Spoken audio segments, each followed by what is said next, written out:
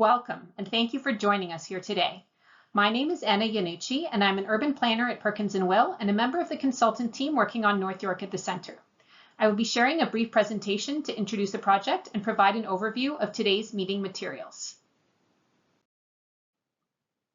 Before we get started, we would like to acknowledge the lands that we are meeting on today. We acknowledge that North York Centre is located on lands within the City of Toronto that are the traditional territory of the Anishinaabe, Haudenosaunee, and Wendat peoples, and now home to many diverse First Nations, Inuit, and Métis peoples. The lands in Toronto where North York Centre is located are covered by Treaty 13 with the Mississaugas of the Credit First Nation. We would also like to provide an African ancestral acknowledgement. The City of Toronto acknowledges all treaty peoples, including those who came here as settlers, as migrants either in this generation or in generations past, and those of us who came here involuntarily, particularly those brought to these lands as a result of the transatlantic slave trade and slavery. We pay tribute to these ancestors of African origin and descent. The presentation will provide some background on North York at the Centre, an overview of the materials at today's meeting, including the visioning framework, options and evaluation, and emerging preferred option, and information on how to share your feedback and stay involved. I will get started with the project background. North York at the Centre is a review of the North York Centre Secondary Plan to refresh the vision and planning framework guiding growth and investment in the community.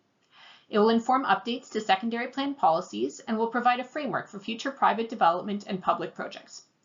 The study area encompasses the existing secondary plan area, which runs generally between Doris Avenue and Beecroft Road from Highway 401 to Drury Avenue and Cummer Avenue, as well as boundary expansion study areas extending approximately 800 meters surrounding Shepherd Yonge, North York Centre, and Finch subway stations. The study includes many components, including land use and housing, built form, mobility and public realm, parks and open space, inclusive economic development, and environment and climate. Growth estimates will be prepared to inform strategies for community services and facilities and municipal servicing to serve the expanded population. A robust community and Indigenous engagement process informs all aspects of the project, and an implementation plan will outline next steps to implement the vision. North York at the Centre is being undertaken in 3 phases, and we are currently in phase 2. At today's meeting, we will be sharing the options and their evaluation and getting your feedback on the emerging preferred option. Your feedback will help inform a preferred option that will be brought to City Council in the fall as the basis for updating the secondary plan early next year. For a brief recap, phase 1 of the project included a lot of public engagement and Indigenous engagement, including a public visioning workshop, 8 community pop-ups, a local Indigenous community meeting, and a community mapping and visioning survey. The phase 1 engagement summary and background reports are on the project webpage, and phase 2 reports will be posted there when available. Now I'm going to give you a brief orientation to the materials that we are sharing at today's public meeting. More information can be found on the panels around the room, and the project team staff would be happy to answer any questions or discuss the materials with you. The visioning framework was developed in phase 1 based on community input and technical analysis of issues, opportunities, and priorities, and it establishes our shared ambitions for the future of North York Centre. The visioning framework is comprised of 3 overarching lenses: equity and inclusion, truth and reconciliation, and action on climate change, which articulate values for the community that permeate all aspects of the project and are reflected throughout all guiding principles and options. 5 guiding principles, which I will go into on the next slide, reflect aspirations for the next stage of the Centre's growth. Evaluation criteria, framed as objectives, under each of these principles were used for the evaluation of the options. The 5 principles are: grow a complete community, which means providing housing options for everyone and ensuring investment in infrastructure and facilities keeps pace with growth. Reinforce the Centre as a vibrant hub for work, arts, and culture, which means protecting and celebrating the mix of uses, from offices to retail and arts and cultural facilities, that define the area's status as a regional centre. Green North York Centre, which is about how to introduce green into a dense urban centre and how North York Centre can play its part in achieving the city's climate targets. Build Connectivity, which is about defining the vision for how people move to, from, and through North York Centre and the quality of experiences they do so. And Design Places for People, which is about defining the character of place in North York Centre in terms of built form and open space design. The team developed 3 options for the future growth of North York Centre. The 3 maps you see on the screen now summarize the key features of each of the options. Separate maps on land use, parks and environment, mobility and public realm, and built form were also developed for each option. You can see those maps on the panels around the room. Business as usual applies the policy framework from the existing secondary plan as a baseline or do-nothing scenario. It maintains a secondary plan area boundary and existing land use and density permissions. New parks and mobility and public realm investments are those that are already planned. Business as usual is not considered to be a viable alternative, as the Ontario Land Tribunal has determined that the current secondary plan is not consistent with provincial policy, but it was important for the project team to understand the baseline condition. Alternative 1 contemplates an expansion of the boundary to align with the city's approved major transit station areas surrounding each of the 3 subway stations, which under the provincial planning framework are intended to be focal points for future growth. This option proposes to increase heights and densities above current permissions to reflect recent development approvals within the secondary plan area, with maximum heights of approximately 50 stories around the subway stations. Alternative 1 includes parks, public realm, and mobility improvements that are focused on greening, safety, and improving east-west connections.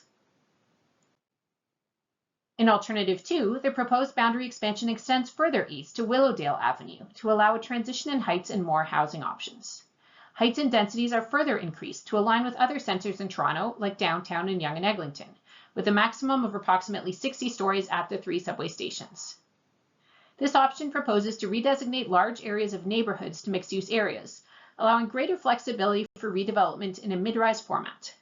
It extends parks, public realm, and mobility improvements across the community. Each option was evaluated using the visioning framework to see how well it aligns with the criteria for each of the guiding principles. On the panels for land use, parks and environment, mobility and public realm, and built form, you can see tables presenting how the options performed using a scale of quarter to full moons, as well as a summary of key takeaways from the evaluation. To summarize the evaluation very briefly, the expanded boundary in Alternatives 1 and 2 was found to have many benefits relating to increased housing units, improved connectivity of parks, improved multimodal mobility and safety, and better built form transition to surrounding areas. However, the level of growth in Alternative 2 could be challenging to serve with the necessary infrastructure, facilities, and services, and there was concern about reduced sunlight access and impacts to tree canopy cover, and loss of permeable surfaces with the extent of conversion of neighborhoods to mixed-use areas. Overall, Alternative 1 performed most strongly in the evaluation. The select elements in Alternative 2 were found to perform strongly as well, including the opportunity for diverse retail provided by the inclusion of Willowdale Avenue, the mix of building types, and improved wind conditions. These lessons inform the development of the emerging preferred option. You can learn more about the specifics of the evaluation on the panels around the room today, or by reading the Options and Directions report, which will be posted shortly to the North York at the Centre project website. The main focus of today's meeting is the emerging preferred option, and we want to hear what you think. It has been prepared based on the outcomes of the evaluation as a starting point for engagement, and will be refined based on what we hear from you, as well as additional due diligence exercises. The emerging preferred option aims to set the foundation for the next stage of North York Centre's evolution as a complete, inclusive, and resilient community and regional hub for the northern part of the city. North York Centre has grown quickly in the past 3 decades, and the next phase of its development will be focused on introducing mid-rise buildings and more welcoming public spaces, stitching the centre into the larger community, and protecting the existing mix of uses and filling in the gaps in its offerings to set it up for success over the coming decades. The first thing you will probably notice about the emerging preferred option is the boundary, which is proposed to be extended in the west to include the full major transit station areas, and in the east to Willowdale Avenue. This boundary expansion will facilitate housing diversity, a gradual height transition, and better east-west connectivity. Evolving the centre from a very linear corridor surrounding Yonge Street that is quite separated from the rest of the community by Doris Avenue and Beecroft Road into a more integrated part of the North York community is a key move of the emerging preferred option. The expanded boundary helps to complete the types of buildings and housing that you can find in North York Centre. The emerging preferred option would have existing and new tall buildings along the Yonge Street corridor, shown in the darkest pink, with the tallest buildings of approximately 60 stories at the 3 subway stations, new areas of mid-rise buildings east of Doris and west of Beecroft, shown in the middle tone of pink, and existing low-rise areas that would remain, shown in the lightest pink. This would give North York Centre a variety of housing types that meet the needs of all different types of households. Complementary policies would encourage the development of affordable housing through partnerships between the city, private developers, nonprofits, and other levels of government, and would require new development to include larger units suitable for families. The expanded boundary enables the introduction of two new mixed-use main streets on Empress Avenue and Willowdale Avenue, shown with blue lines. These streets would evolve over time to have mixed-use development with a smaller scale of retail on the ground floor, complementing the retail offering on Yonge Street. The emerging preferred option also envisions a much greener North York Centre, tied together by new parks, trails, and open spaces. Doris Avenue and Beecroft Road would be transformed into parkways, shown as wide green lines on the map. While their function for vehicle traffic would remain the same, existing linear parks along them would be connected by repurposing redundant window streets into green space and requiring wide green open spaces in new development, creating consistent green corridors. Wilkett Creek, which is already a feature in some parts of the centre, would be completed with a signature trail shown as a dotted blue line on the map. This would look different in different parts of the centre and may include signage or public art to recognize the historic watercourse, partial or full restoration or daylighting portions of the creek that are channelized. The trail would create a public realm link through the centre from the northwest to the southeast. East-west connectivity would also be improved with cycling routes, shown as light green lines, and potentially greening of the Finch Hydro Corridor if a time comes when the TTC deems it is no longer needed for parking. More flexible land use permissions for both new residential and non-residential uses would respond to the changing nature of the office markets while protecting the centre's role as an employment hub, allowing a broader range of non-residential uses. The purple dots indicate primary commercial nodes in North York Centre, focused around the 3 subway stations. Each node would have a different character, with Yonge Sheppard as the focus for office, North York Centre as a civic and cultural heart, and Finch as a secondary commercial node. The emerging preferred option also aims to celebrate and cultivate the range and diversity of the arts, cultural, retail, civic, and institutional uses that draw people to North York Centre.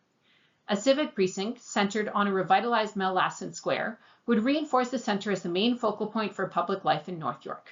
Finally, there will be a community services and facilities strategy prepared alongside North York at the centre to identify additional or improved services and facilities that will be needed to serve the community as it grows.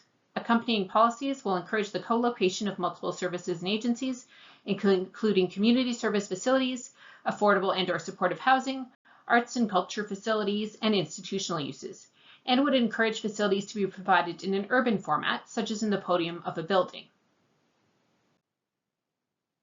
The panels around the room include maps for the emerging preferred option by topic, including for land use, parks and environment, mobility, public realm, and build form. The topic-based maps include bubbles that explain the key features, and the panels also include a list of our objectives under that topic area based on the visioning framework from Phase 1, highlights of proposed policy directions, and an invitation to you to share your feedback on a sticky note. Some panels also have definition of key terms or cross-sections showing the vision for some streets in the centre. We want to hear from you. There are a number of ways to share your feedback and stay involved. At today's meeting, you can chat with a project team member. At each topic station, project team members will be available to answer your questions and document your feedback. Use sticky notes to provide comments on the panels or fill out a comment form. Anytime, you can visit toronto.ca/nycentre to learn more about the work completed to date, read available reports, technical studies, and engagement summaries, complete the Emerging Preferred Options survey, or sign up for e-updates. Thank you for joining us for this public meeting on North York at the Centre.